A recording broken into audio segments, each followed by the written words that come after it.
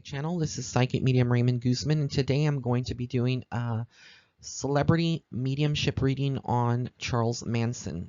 Now, I'm recording this on August the 9th, 2018, which is the day that some of the murders that him and his followers committed back in 1969. Now, for some reason, I was going through my list of people to, and he was not on my list of people to read at all. And I typically don't like to read on murder cases like this because it's so dark and I just don't like connecting to that energy. But for some reason or another today, when I was meditating and getting my day started, he popped into my third eye. So I remember that I believe there was somebody that did want me to do a reading on him and his life. So I'm doing the reading today, and it has to be spirit that connected, because this is so odd that the murders that were committed happened on August 8th and 9th of 1969. So this is like the anniversary of that horrific and dark period. So so a lot of people that will be tuning in that are younger generation that may not know. I don't know how you would not know, because it's like a pop culture type of thing that it's come out on the news. There's people that talk about it. But Charles Manson is a cult leader. He was basically a cult leader, and he was a musician at once. But basically, he is known for the murder of actress Sharon Tate, as well as a few other people that were murdered during these 2 days by his followers. He had a group of people who were his followers. You could consider them, they considered themselves as his family, but they weren't his family, and really, but they carried out all these horrendous acts, dark acts of murder. So I'm going to go ahead and start channeling and giving you all the messages that I know that I'm receiving from the other side. So when I connect to Charles Manson, this man was a very twisted individual. I'm going to try to be very respectful as I can, but he was a very dark soul. Still is a very, very dark soul. I don't feel like he has any regrets to the manipulation that he caused. We all have free will, and a lot of people that would be listening to this would say, he's not responsible for his followers carrying out his acts, but he was very much a manipulator and a very smooth talker. So he knew how to get into the minds of these individuals that were following him. A lot of these people, and I'll get into them in a minute as well, came from broken families, and they were very weak of mind, and I believe there was a lot of drugs going on as well, and alcohol, just a lot of lower vibrations that made them all carry out these heinous acts and kill all these people. But when I do get into Charles Manson's soul, he was a very twisted individual. I feel like his upbringing was very dysfunctional. I feel like he had, from a very young age, he was bullied and misunderstood, and so he became the bullier, the person that would bully others. He became he became someone evil, and I don't think he even knew to the extent where he was, where all this was leading. I feel like it wasn't all thought out, his whole life ahead of him when he was in his teens. It wasn't something where he thought about killing people, but I feel like he did have darker thoughts. He would have been suicidal. He would have had a fascination for the macabre, for darker things, for satanic things, basically. He liked a lot of hate towards certain people. I do feel he was a racist at certain times, hence the symbol on his forehead as well. But yeah, he was a culmination of social conditioning. I feel like there were certain members in his family as well. I believe his father and other people, who maybe his grandfather, were also like this. So I feel like he came from a family that was very dysfunctional, and there was a pattern of mental illness. So Charles Manson was someone who was he did have a mental disorder, but not to the point where it would, you know, allow him not to understand or decipher between right and wrong.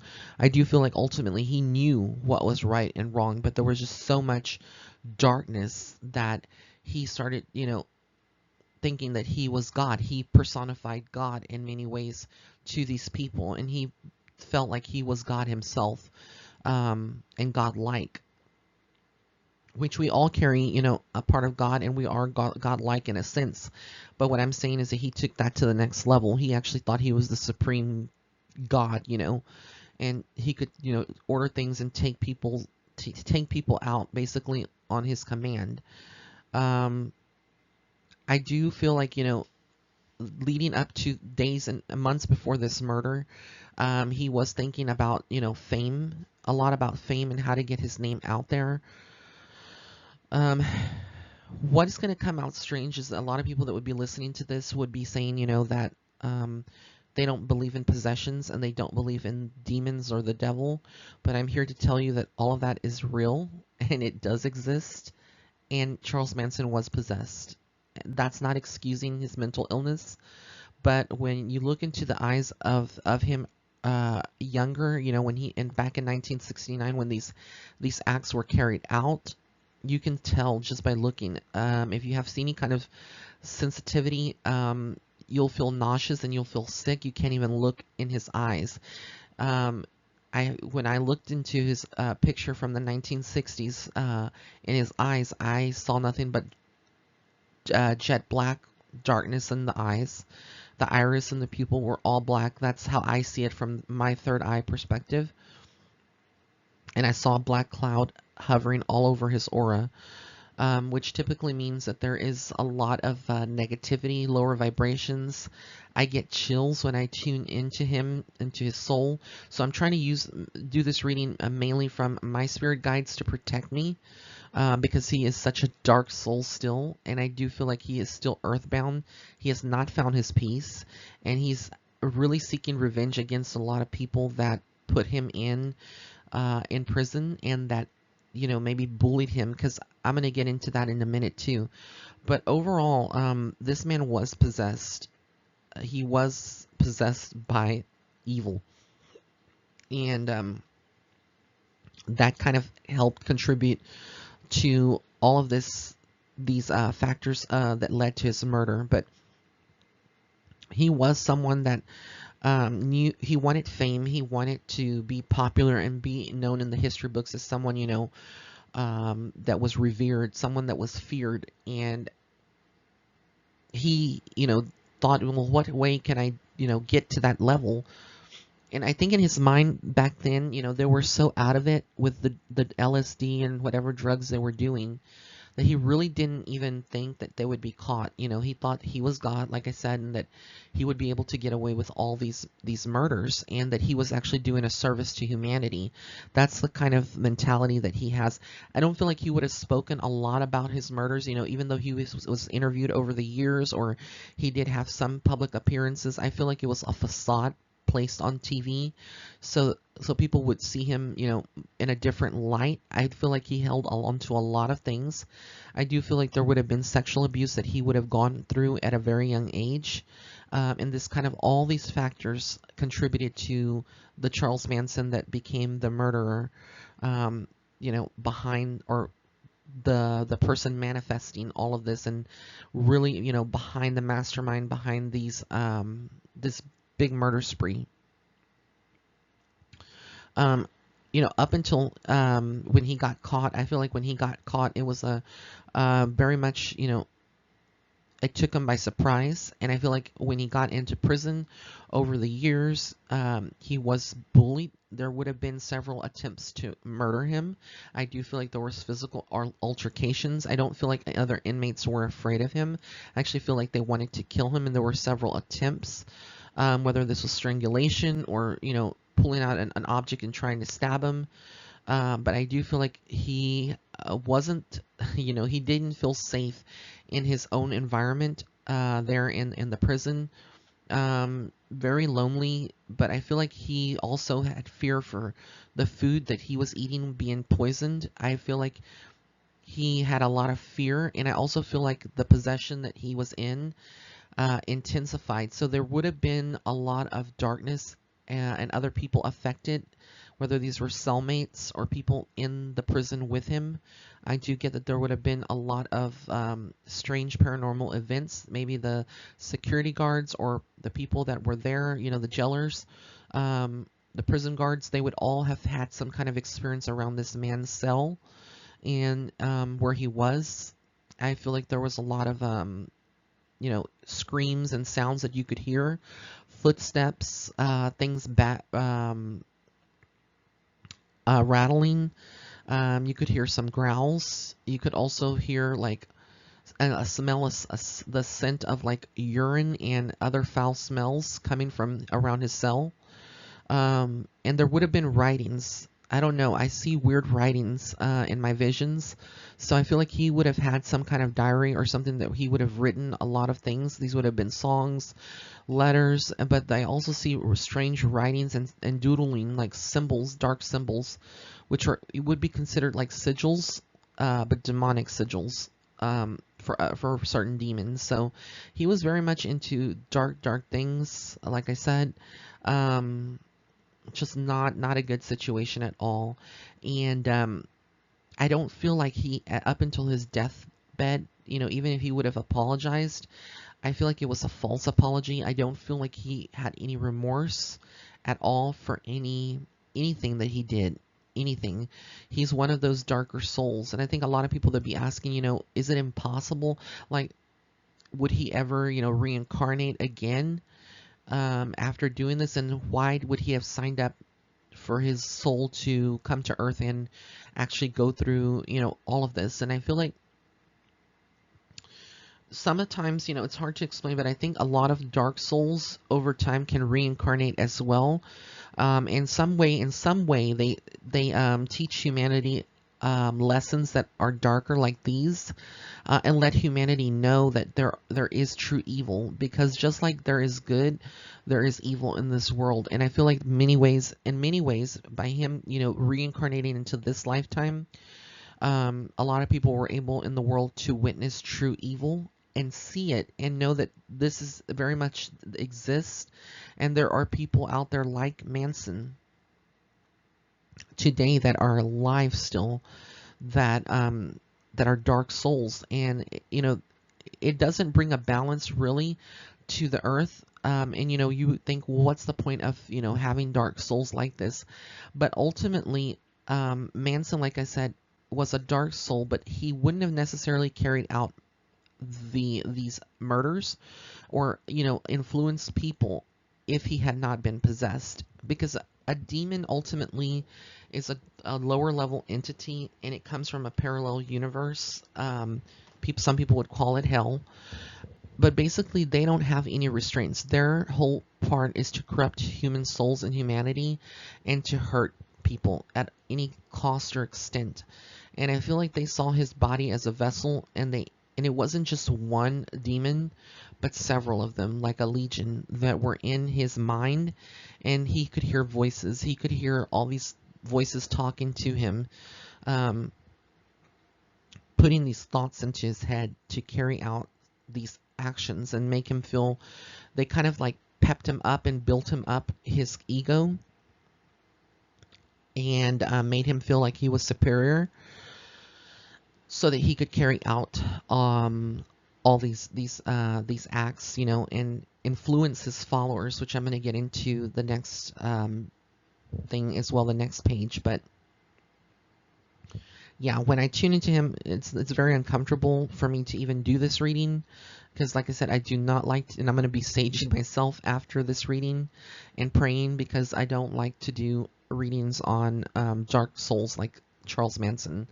Not at all. It creeps me out, and it's so creepy to even for even me to even know, you know, by spirit they told me to do this reading. I really was like, no, I don't want to do it, but it's just so uncomfortable, because it's so, I guess, creepy that it's on the 9th of August. It's like the anniversary of these murders. So Let me get on to the next page here. Now these were his cult leaders, or his cult, his family. As you can see, Manson is now dead, so he did die in 2017. Watson, okay, I'm going to get into Watson. Watson is just disturbed, the mental illness. I feel like for him, everything was a joke. He would have carried out some of the murders himself with his hands. No disregard for humanity, just evil, evil man, evil. Atkins, she was very much influenced, mentally weak. I feel like, when I say mentally weak, I don't mean that in an ugly way, but I feel like she was very much vulnerable and in a state where, she saw Manson as like her dad, like someone that was like, just like a movie star, like somebody that was iconic for her. And so she listened to everything. She would have been easily influenced. Krenwinkel, this lady is someone who mimics Manson's soul, a lot of hate, a lot of anger. I do feel like she has some regrets, but mainly anger. I don't feel that she, at the time when she was carrying out this, I feel like she was very independent and well aware of what she was doing. I don't see a lot of mental illness with her, but just more a lot of anger for people. And I feel like she would have, just been scared a little bit, but she knew exactly what she was doing. Van Houten, I believe Van Houten, that lady on the bottom left-hand corner, I get that she is someone who is very aware. She has kind of realized the magnitude of what she carried out and what they all did together. I feel like she is not in a good place mentally and physically. Actually, her and Krenwinkel, I think physically they have a lot of health issues. And I feel like, they are not in a good spot health-wise. But I feel like with Van Houten that she just, can't believe that Manson is dead in a way. And in a way, I feel like she has a lot of anger towards his soul. And she thinks about, what her life would have been had she not, followed this cult, and how stupid all of this was to get even involved. Davis, very cold, very manipulative. I don't feel like he had really a mental illness. He just was evil. But I feel like out of all these people that are here, he kind of, was one that wanted to not do these crimes, but in a way he was just led by these dark forces, because those spirits that were in Manson were influencing all of these people, all of them, back in 1969. So they all would have been possessed at that particular time when they were carrying out these murders. Now, is everyone possessed when they carry out murders? No. But in this case, they were possessed. They were all influenced by negativity. And I'll get into another thing that also influenced them as well and magnified and amplified these crimes. I don't know how you say his name, Basilel, the guy on the bottom right hand corner, right on the right hand side of Davis. That guy is evil, sends chills down my spine. Just not a good person at all, not at all. And then from the lady there, she's been paroled and released. I feel she was crazy, and she still is. And I feel like she, in a way, doesn't even feel any remorse for what she's done. She may have said that she does. It's scary to know that one of these people from the cult were released, and she was paroled, but I feel like she's scared, and there has been death threats against her, and people that just, they want to interview her, they want to know the story, they want to know more about the Manson family and the Manson cult and everything that's gone on. But just yeah, this is a very sad situation, very dark energy completely around this and these people. Okay, so this is the beautiful Sharon Tate, and I feel like when they said that she was pregnant at the time of her murder, they were absolutely correct. I feel like she was going to do a lot in her life. She had so many things and projects coming up. and ideas and goals. I feel like she was at the peak of her, not even at the peak of the career or her career. She was like getting there, but she definitely didn't expect to be killed or murdered, by the Mansons. I feel like she would have, not even seen it coming, and it took her by surprise. And for a while, she was earthbound herself. I feel like she's made peace with it, and she has crossed over since the murders took place. But for her, I feel like she doesn't have any anger, but I do feel like in a way her soul does feel justified now that Manson is dead. So in a way, there has been a karmic balance and a karmic justice done, as well as the other girl that was in the cult, that's passed. And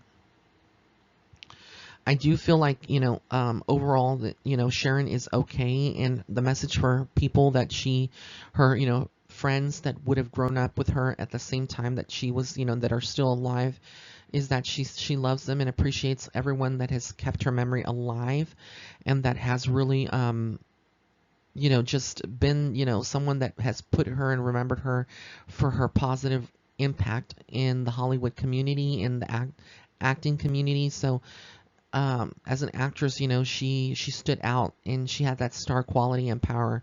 And I do feel like a lot of people mourn her loss. But, ultimately she is okay, and she is in a better place. So that's the message there for her. Okay, so like I said, Manson and his people were all possessed. There was a lot of negativity, a lot of things going on. Where Sharon Tate lived was Benedict Canyon. So all of this area, this is part of Los Angeles. I'm not a native to California, so I'm not sure. But when I pulled up this picture, it did say that it's part of Los Angeles. So correct me if I'm wrong in the comments about Benedict Canyon. If it is part of Los Angeles, I'm not sure. But wherever this is located, wherever Sharon Tate was living, this whole thing is a vortex of negative energy, a vortex of death. This is like one of the hot spots all over the world. Not so much because it is where, Sharon Tate's murder took place, but overall because of the location and the elevation. And I feel like these lands were either Native American at one point, or there was before that, however it's whatever's underneath there, the tectonic plates or whatever's underneath that earth in that area, it is an opening to the other side, and it's a vortex, and it's very much spinning. Anyone that would be living in this area now, today, or within a 20-mile or 10 to 20-mile vicinity or radius away from this area would all feel effects. Physically, they would feel a lot of effects. Spirit is drawn to this area, so it just wouldn't be people that would have been murdered in this area, but a lot of living people would be feeling a lot of effects in their health. Their health wouldn't be the best always, mentally and physically. They would be seeing a lot of spirit activity, hauntings. There would be some sights on the very top of the hill, sightings of ghosts or people around this canyon that would have witnessed some kind of paranormal experiences, electronics malfunctioning. All this area is like a mecca or a vortex of energy that is very much can manipulate the human mind. And when you take someone like Manson, who was possessed, and someone that was with a very dark vibration and energy already, and they are in this spot, it amplifies them to a certain, it amplifies all of this to a certain extent, and makes that negative energy that much stronger, almost like feeding them like a buffet. So all of this area really and truly should one day should just be vacant. Like, I don't recommend anyone living in this Benedict Canyon area, at least where that house is displayed there, all the way up, and all the way around that, that area. It should eventually, be something that is vacant. And I do feel like this area is so much and this could be, but this area is so, I don't know if y'all have ever had, those of you that live in this area or that are close by have had fires in that area. But ultimately, I feel like the souls and the spirits that roam this ground in this area are going to cause eventually a natural disaster, whether this is a fire, a wildfire in this area. If there's already been wildfires, I don't know, but I feel like there's no peace, and the dead there don't, the energy and the dead there that are still roaming this area. It's a large, massive area that they don't want living people there. They don't want people there, and people who live in these areas will either move, or they'll go through so much things in their life that it will prompt them to move. But this area, typically, it should be vacant. It shouldn't have any people on there, and that's just what I'm getting from Spirit. And eventually, I see like there would be a natural disaster, whether this is an earthquake or it would be, a fire, something that would, ravish the land. But ultimately, I feel like there is going to be a point in time, maybe not now, but years from now, that this area would see some devastation, and also people would slowly start vacating that area and kind of like not going around that area. It's like one of the worst places that anyone could live. I feel like it draws in negative people, and it can draw in negative experiences into people's lives. Even if you're the most positive, vibrating at the highest level, you would just be drained and zapped of energy, and you would start, harboring onto negative energy. So this is my reading for Charles Manson and the Manson clan or cult, and also on Sharon Tate and Benedict Canyon, all in one. So I want to thank you for tuning in. Like I said, if you have any other suggestions of any other celebrities that that you would like for me to read, I'll be more than happy to take that into consideration and do a reading for you. Just comment in the comment sections below. Please do not comment on any murderers. This will probably be the last one in a long time that I will be doing of a mediumship reading on someone, like I said, that committed this kind of crime. I don't like doing those readings at all. So if you would like to book a private reading with me, you can go to my website. That's www.raymondguzman.net/shop. Blessings and love and light. Have an amazing day.